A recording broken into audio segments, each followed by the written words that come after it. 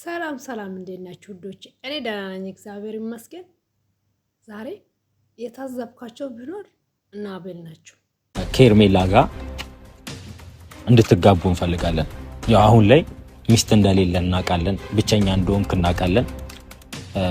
ቀድሃል፣ በቃ 80 ቀድሃል፣ ምንም ተፈራርመሃል እና ኤርሜላ አሁን ላይ እንድታገባት እንፈልጋለን። የትኛውም ሰው የሚከበርበት ቦታ ነው የሚፈልገው።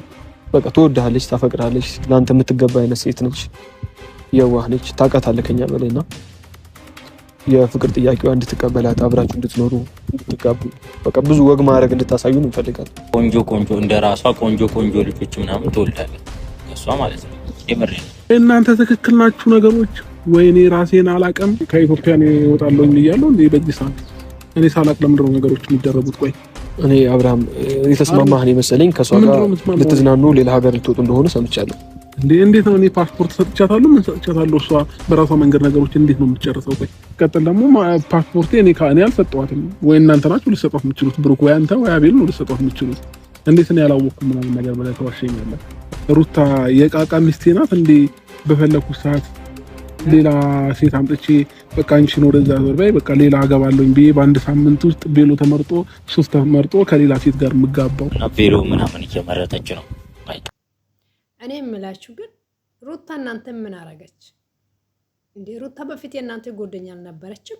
አብሮ አልጠጣችሁም? አብሮ አልባላችሁም? አረ እንደ ቀልድ የጀመራችሁ ነገር እኮ ወደ እውነት የሄደ ነው። ማርያምን የሰው ትዳር አትበልብጡ። በጣም ይደብራል። ከእናንተ ይሄ አይጠበቅም። እናንተ እኮ ዛሬ ብዙ ነገር ታውቃላችሁ። ሰውን ማስታረቅ ነው እንጂ የሰውን ትዳር ማበጥበጥ ጥሩ አይደለም። አብርሃምን ከሆነ ልጅ አይደለም እውነት ችግር ካለው እንደተባለው ሰዓቱ ላይ እንደተባለው ችግር ካለ ለአብርሃም በጣም ከባድ ነው። የሚያውቁ ሰው ነው የሚያውቀው እውነት እንደተባለ ማለት ነው። ሰዓቱ ላይ የሆነ ነገር አለ እንደተባለ የግድ ጸበል 1/7/14 ያስፈልጋል። እናንተ ናቸው ጎደኞች እዛችሁ ወደ ጸበል ሄዳችሁ አስጠምቁት። እንዲህ ህይወት አትበጥብጡ፣ የሰውን ህይወት እንዳታባላሹ። ኤርሜላ የምትባለው ሴትዮ ደግሞ ሰው በሞላ የሰው ባል ላይ አትንጠልጠይ። ሲጀመር እኮ ፍቅረኛሽ ሆኖ ቢኖር አግብቶ ልጅ ወልዶ ትዳር ከያዘ በኋላ ላንቺ ምንሽ አይደለም ኤክስሽ ነው እንጂ በቃ አለቀ። ባለ ትዳር ነው ልጅ አለው። ከሱ ላንቺ ማፍት የለሽም። ምስቷ ግን ማፍት አላት። ባለ ትዳር ነው ልጅ አለው። ተጋቡ። አሁን እኮ ሩታ እኮ የአብርሽ ነገር ስልችት ብላት እጅ ስላላት ነው እንጂ አንቺንም መሳሰር ትችላለች፣ አብርሃምንም መሳሰር ትችላለች። ህጋዊ ሚስት እስከሆነች ድረስ ህጉ ይደግፋታል። ይሄ ደግሞ ህግ ያወጣ ህግ ነው። ስለዚህ አንቺም የሰው ባል ላይ ለቀቅ አድርግና ዙረሽ ያለው ሞልተዋል። ዙረሽ ያሉ ልጆች ጋር መስራት ትችላለሽ። ዩቲዩብ መስራት ከፈለሽ ማለት ነው። ሰው እኮ በውርደት የሚመጣው ብር እኮ ትርጉም የለም። ነገ ዛሬ አንቺ የምታደርጊ ቪዲዮዎች ዛሬ የምታደርጊ ነገሮች ወይን አንቺም ወልደሽ ትዳር ይዘሽ ልጆችሽ ያሉ ይሄ ሶሻል ሚዲያ የያዘ መቼም አይለቅም። ሞኝና ወረቀት የያዘ አይለቅም ይባላል። አሁን ሶሻል ሚዲያ የያዘው ምንም ነገር አይለቅም። ልጆችሽ ቀርቶ አያትሽ ያዩ ይችላሉ ሰው። ስለዚህ የሰውን ባል ላይ የባሰ አፈቅራለሁ ብለሽ ፍቅር ሴት ልጅ እኮ እግዚአብሔር ሴት ልጅ ማለት እኮ ክብር ነው። በአሁን ሰዓት ክብር የለም እንጂ ሴት ልጅ ማለት ክብር ናት።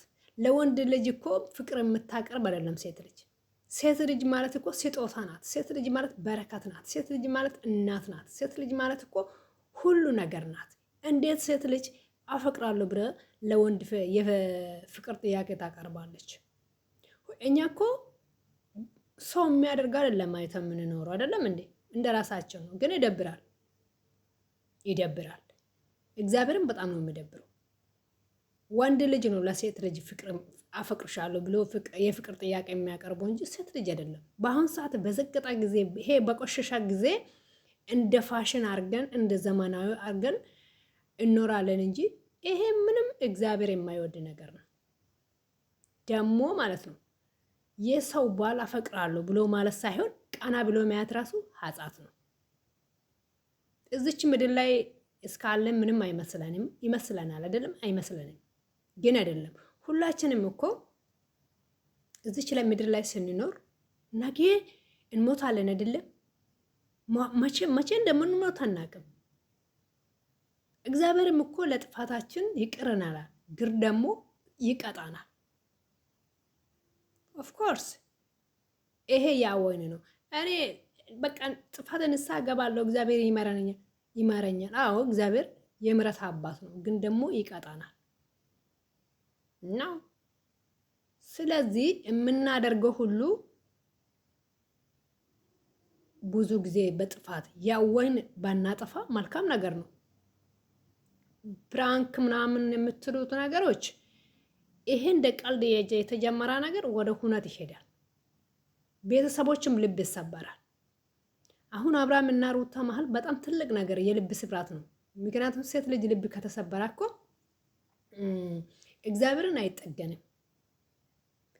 እንደ ነገር ሲኖር ራሱ በዛ ነው በቃ ትዝላል። ታውቃላችሁ፣ ትዝላል። አሁን ልክ እርጉዝ ሆነ እረፍት ሳታገኝ ወልደ እረፍት ሳታገኝ እናንተ እየሄዳችሁ እየረበሻችሁ እስኪ እናንተ ለእሱ አሁን አብርሃም ስጦታ ገዛ። አብርሃም እንደዚህ አዎ ግዳጁ ነው። ለብሷ ሳይሆን እኮ ለልጁ ብሎ ነው የሚያደርገው። ለሩታ መኪና ገዝቶ ሊያስደስታት ብሎ ምን አድርጎ ይወላችሁ። ፍቅር ደስታ በቁሳቁስ አይደለም። ፍቅር በቁሳቁስ እኮ አይደለም። ፍቅር ነው። ንጹህ ፍቅር ነው። ፍቅር እኮ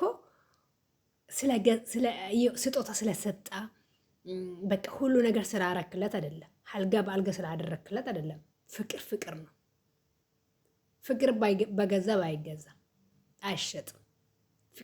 ፍቅር ነው። ከእግዚአብሔር የተሰጠ ፍቅር ስለሆነ እሱ እንደዛ ስላረገ እንደዛ ስጦታ እየሰጠው ሌላ ሴቶችን ያመጣው ከሌላ ሴቶቹ ጋር የተደጋገፈ እየሳቀ የምንደረ እንደዚህ ትርጉም የለም። ጥሩ አይደለም። ኤርሜላም ደግሞ ከሰው ባል ፍቅር ዞኛል አፈቅራለሁ ብሎ ይሄ በመረም በጣም ሼም ነው፣ እፍረት ነው። ይሄ በጣም የረከሰ ነገር ነው። አንቺ ምንድን ነሽ? ለራስሽ ክብር የለሽም? ለቤተሰቦችሽ ክብር የለሽም? አንቺ እኮ ዛሬ የምትሰሪ የኔ ቪዲዮ ነገ ልጆች ሊያዩ ይችላሉ። አረ ሴቶችን አታሳድቢ ማርያምን። እውነት ነው የምልሽ። እኔ አላቅሽም፣ አታቀኝም፣ ግን ለእውነት ነው የምናገረው። እስኪ ሩታ ነው ሩታ እኮ ኩሩ ናት። እናንተ ኤርሜላና ግባት ቆንጆ ልጆች ተወለ እና ቤል ደህና ናችሁ ወይን ስራ አጣችሁ? ይደብራል። ማርያም እንደ ሴቶች አረ እንደ ሴት አትሞጣመጡ። ይደብራል።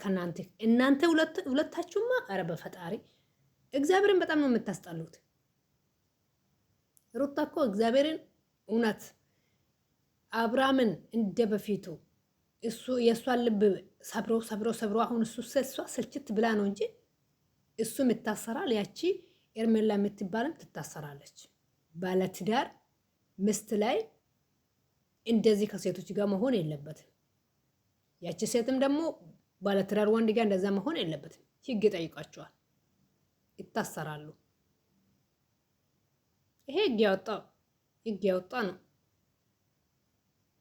እናንተ ግን ወይ እና በልማራ አረ እናንተ ቪዲዮ እኮ አላይም፣ ስክሮል ነው የሚያደርገው። ማርያምን በጣም ነው የሚደብረው የሰው ህይወት ውስጥ። እናንተ እኮ ከእናንተ የሚያምረው በቃ ወጣ ብላችሁ የሆነ ነገር ከራሳችሁ የሆነ ነገር መስራት። ዛሬ በዚህ ትቀይራላችሁ፣ ያኛውን በዚህ ትቀይራላችሁ፣ ያንን በዚህ ትቀይራላችሁ፣ ያንን በዚህ። አረ ይደብራል። አዲስ ነገር አምጡት እንጂ